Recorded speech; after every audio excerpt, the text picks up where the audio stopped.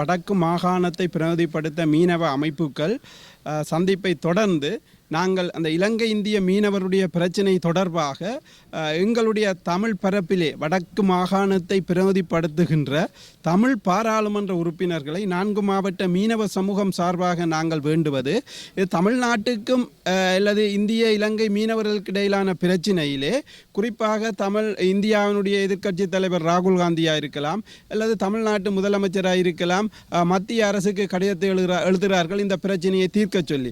ஆனால் நாங்கள் எங்களை பிரதிநிதிப்படுத்துகின்ற வடமாகாணத்தை பிரதிநிதிப்படுத்தி 4 மாவட்டங்களை பிரதிநிதிப்படுத்துகின்ற பாராளுமன்ற உறுப்பினர்களை உங்களை தயவாக வேண்டுவது இந்த மீனவருடைய பிரச்சனையை சுமூகமாக ஒற்றுமையாக நல்லெண்ணத்தோடு தீர்ப்பதற்கு மீனவ சமூகம் தயாராக இருக்கின்றது.